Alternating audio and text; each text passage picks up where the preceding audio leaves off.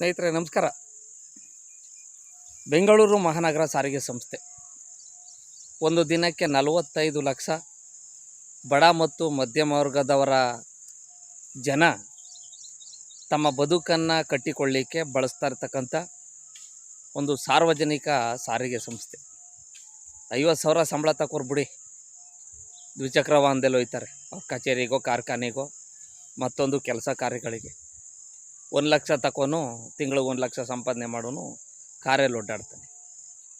ಆದರೆ ಒಂದು ತಿಂಗಳಿಗೆ 15,000 20,000 25,000 ಸಂಪಾದನೆ ಮಾಡುವಂಥ ಸಣ್ಣ ಪುಟ್ಟ ಕೆಲಸ ಮಾಡೋರು, ಸಣ್ಣ ಪುಟ್ಟ ಕಚೇರಿ ಕಾರ್ಖಾನೆಗೆ ಹೋಗೋರು ಈ ಸಾರಿಗೆ ನಿಗಮವನ್ನು ಅವಲಂಬಿಸಿದ್ದಾರೆ.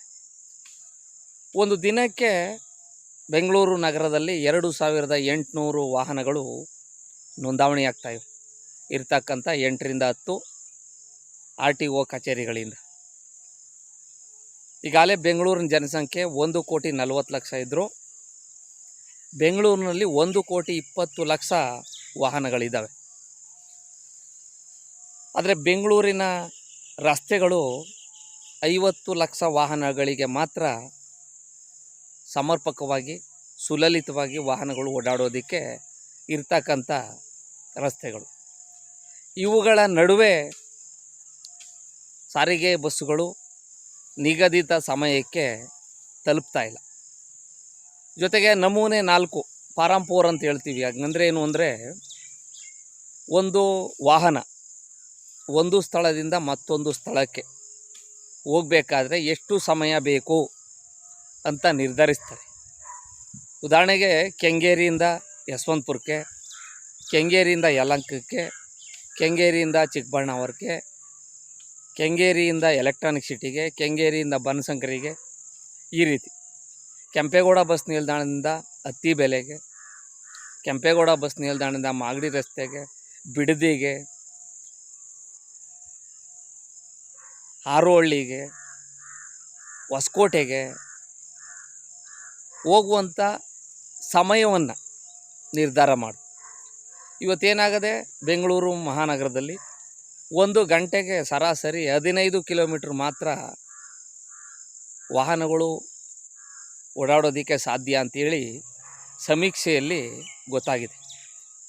ಆದರೆ ಬೆಂಗಳೂರು ಮಹಾನಗರ ಸಾರಿಗೆ ನಿಗಮಗಳ ಬಸ್ಗಳಿಗೆ ಸುಮಾರು 4, 5, 6, 7, 8 ವರ್ಷಗಳ ಹಿಂದಿನ ಫಾರಂ 4ಗಳಲ್ಲೇ ಕಾರ್ಯಾಚರಣೆ ಮಾಡ್ತಾರೆ. ಆ ನಿಗದಿತ ಸಮಯಕ್ಕೆ ತಲುಪುವ ಧಾವಂತದಲ್ಲಿ ಅಪಘಾತಗಳು ಜಾಸ್ತಿ ಆಗ್ತಾಯಿವೆ. ಆದ್ದರಿಂದ ಸಾರಿಗೆ ನಿಗಮಗಳಲ್ಲಿ, ಅದರಲ್ಲೂ ಬೆಂಗಳೂರು ಮಹಾನಗರ ಸಾರಿಗೆ ಸಂಸ್ಥೆಯ ಅಧಿಕಾರಿ ವರ್ಗದವರಿಗೆ ನಾನು ಮನವಿ ಮಾಡ್ತೇನೆ, ದಯವಿಟ್ಟು ಹೊಸದಾಗಿ ಫಾರಂ 4ಗಳನ್ನು ತಯಾರಿಸಬೇಕು, ಪರಿಷ್ಕರಣೆ ಮಾಡಬೇಕು. ಹಾಗನ್ಬಿಟ್ಟು ರಾತ್ರಿ 10 ಗಂಟೆಗೆ ತಂಗ್ತಿದ್ದಂಥ ವಾಹನಗಳನ್ನು 11 ಗಂಟೆಗೆ ಹಾಲ್ಟ್ ಮಾಡೋ ರೀತಿ, ಬೆಳಿಗ್ಗೆ ಘಟಕಕ್ಕೆ 11, 12 ಗಂಟೆಗೆ ಬರ್ತಿದ್ದವನ್ನ 1 ಗಂಟೆ 1.5 ಗಂಟೆಗೆ ಬರೋ ರೀತಿ ದಯವಿಟ್ಟು ಮಾಡಬೇಡಿ. ಇವತ್ತಿನ ಸೂಟಬಲ್ಗೆ ಬೆಂಗಳೂರು ಮಹಾನಗರದಲ್ಲಿ ರಾತ್ರಿ ವಸತಿ ಪಾಳಿ, ನೈಟ್ ಆಟ್ ಅಂತ ಏನು ಹೇಳ್ತೀವಿ, ಅವು 200 ಕಿಲೋಮೀಟರ್ಗಳಿಗೆ ಸೂಕ್ತ. ಅದು ಯಾವುದೇ ಮಾರ್ಗ ಆಗಿರಲಿ. ಸಾಮಾನ್ಯ ಪಾಳಿ ವಾಹನಗಳು ಈಗ ಏನಿದ್ದಾವೆ, ಹೆಚ್ಚುವರಿ ಕರ್ತವ್ಯ ಭತ್ಯೆ ಕೊಟ್ಬಿಟ್ಟು OT ಅಂತೀವಲ್ಲ, OT ಅಂದರೆ ಓಲ್ಟ್ ಅವರಿನಲ್ಲ, ಓವರ್ ಟೈಮ್ ಡ್ಯೂಟಿಗೆ ಏನು ಕೊಡ್ತಾ ಇದ್ದೀರಿ ಅದನ್ನು ದಯವಿಟ್ಟು ಶೂನ್ಯ ಮಾಡಿ. ಯಾವ ರೀತಿ ಅಂದರೆ, ಈಗ ಶನಿವಾರ ಭಾನುವಾರ ಕಾರ್ಯಾಚರಣೆ ಮಾಡೋಕ್ಕೆ ನಮೂನೆ 4 ತಯಾರು ಮಾಡಿದ್ದೀರಿ. ಬೆಳಗ್ಗೆ 7 ಗಂಟೆಯಿಂದ 3 ಗಂಟೆ, 8 ಗಂಟೆಯಿಂದ 4 ಗಂಟೆ, 9 ಗಂಟೆಯಿಂದ 5 ಗಂಟೆ, 10 ಗಂಟೆಯಿಂದ 6 ಗಂಟೆ, ಈ ರೀತಿ ಮಾಡಿದ್ದೀರಲ್ಲ. ಇದೇ ರೀತಿ ವಾರದ ಎಲ್ಲ ದಿನಗಳಂದು ನಮೂನೆ 4 ಮಾಡಬೇಕು. 100ಕ್ಕೆ 90 ಭಾಗ ಸಂಚಾರ ಸಿಬ್ಬಂದಿಗಳು ಅಂದರೆ ಚಾಲಕ ನಿರ್ವಾಹಕರು,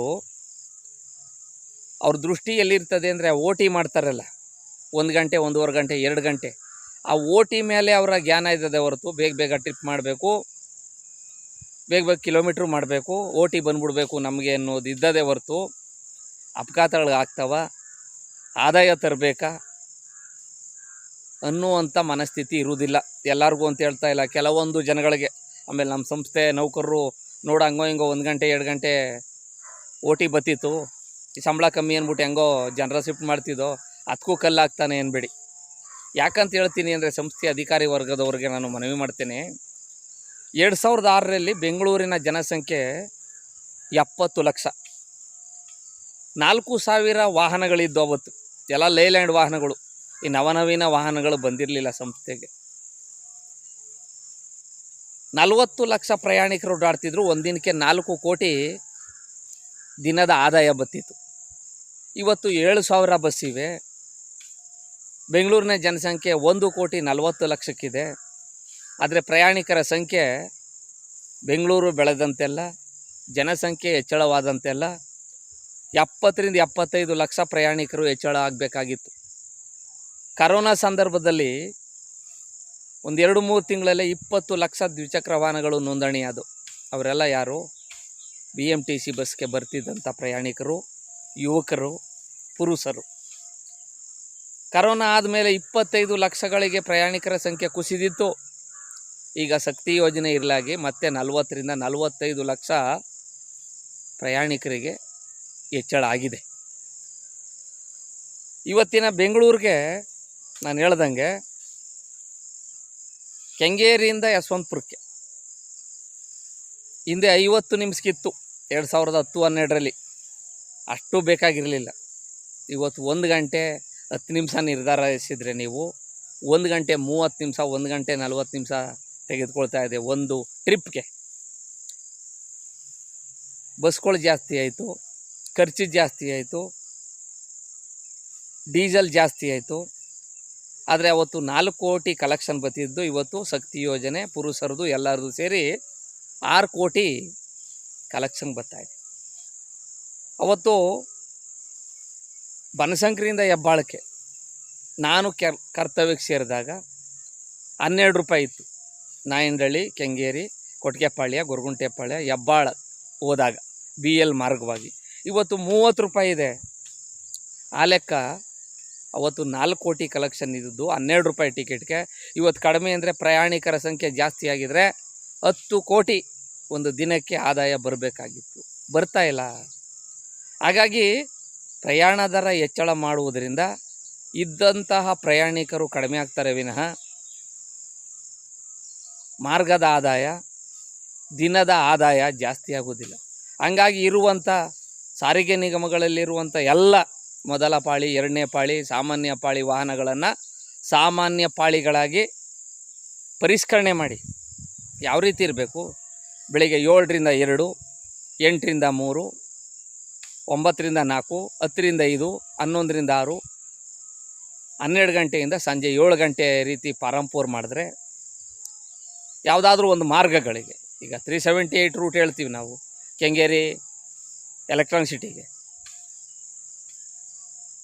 140 ಕಿಲೋಮೀಟ್ರ್ ಆಯ್ತದ 4 ಟ್ರಿಪ್ ಇದ್ದರೆ ಅಂಥವಕ್ಕೆ ಬೇಕಾದ್ರೆ 1 ಗಂಟೆ ಹೆಚ್ಚುವರಿ ಕರ್ತವ್ಯ ಭತ್ಯೆ ಕೊಡಿ, OT ಕೊಡಿ. ಇನ್ನು 100 ಕಿಲೋಮೀಟ್ರ್ 110 ಕಿಲೋಮೀಟ್ರ್ ಆಗುವಂಥ ಸಾಮಾನ್ಯ ಪಾಳಿಗಳಾಗಿ ವಿಂಗಡಣೆ ಮಾಡಿದ್ರೆ ಅವ್ರು ಕೊಡಿ OT ದುಡ್ಡು ಮಿಗ್ತದೆ. ಖಾಸಗಿ ವಾಹನಗಳು, ವಿದ್ಯುತ್ ಚಾಲಿತ ವಾಹನಗಳಿಗೆ ಕೊಡ್ತಾ ಇರ್ತಕ್ಕಂಥ ಹಣವೂ ಮಿಗ್ತದೆ. ಡೀಸೆಲ್ ಚಾಲಿತ ವಾಹನಗಳಲ್ಲಿ ಒಂದು 20 ಲೀಟ್ರ್ ಡೀಸೆಲ್ಲು ಮಿಗ್ತದೆ. ಇವ್ರು ಕೊಡ್ತಕ್ಕಂಥ ಚಾಲಕ ನಿರ್ವಾಹಕರಿಗೆ ಕೊಡ್ತಾ ಇರ್ತಕ್ಕಂಥ OT ಹಣವೂ ಮಿಗ್ತದೆ. ಕಡಿಮೆ ಅಂದರೆ ಒಂದು ಬಸ್ಗೆ ಒಂದು ದಿನಕ್ಕೆ 2,000 ರೂಪಾಯಿ ಉಳಿತಾಯ ಆಯ್ತದೆ. 2,000 ಸಾಮಾನ್ಯ ಪಾಳಿಗಳಿದ್ರೆ ಒಂದು ದಿನಕ್ಕೆ ಎಷ್ಟು ಉಳೀತದೆ, ಒಂದು ತಿಂಗಳಿಗೆ ಎಷ್ಟು ಉಳೀತದೆ, ಒಂದು ವರ್ಷಕ್ಕೆ ಎಷ್ಟು ಉಳೀತದೆ? ದಯವಿಟ್ಟು ಈ ನಿಟ್ಟಿನಲ್ಲಿ ಯೋಚನೆ ಮಾಡಬೇಕು. ಸಮಯ ಸಾಲದ ಕಾರಣದಿಂದ ಟ್ರಿಪ್ ಮಾಡುವ ಧಾವಂತದಲ್ಲಿ ಅಪಘಾತಗಳಾಗುತ್ತಿದ್ದೀವಿ ವಿನಃ ಬೇರೆ ಏನಿಲ್ಲ. ಹಾಗಾಗಿ ನಾನು ಬೃಹಸ್ಪತಿ ಎಲ್ಲವನ್ನು ತಿಳಿದುಬಿಟ್ಟಿವ್ನಿ, ನಾನು ಎಲ್ಲನೇ ಅರ್ದು ಕುಡಿದುಬಿಟ್ಟಿವ್ನಿ ಅಂತಲ್ಲ. ನನ್ನ ಈ 20 ವರ್ಷಗಳ ಅನುಭವದ ಹಿನ್ನೆಲೆಯಲ್ಲಿ ನನಗನಿಸಿದ್ದು, ನನಗೆ ಕೆಲವೊಂದು ಜನ ಸಹಪಾಠಿಗಳು ಹೇಳಿದ್ದನ್ನು ಈ ಮೂಲಕ ಸಾಮಾಜಿಕ ಜಾಲತಾಣದ ಮೂಲಕ ನಿಮ್ಮ ಗಮನಕ್ಕೆ ತರ್ತಾ ಇದ್ದೀನಿ. ಯಾಕೆಂದರೆ ನನ್ನ ಕರೆಸಿ ನೀವು ಕೇಳೋದಕ್ಕಾಗಲ್ಲ, ಅಂಥ ದೊಡ್ಡ ವ್ಯಕ್ತಿ ಅಲ್ಲ ನಾನು.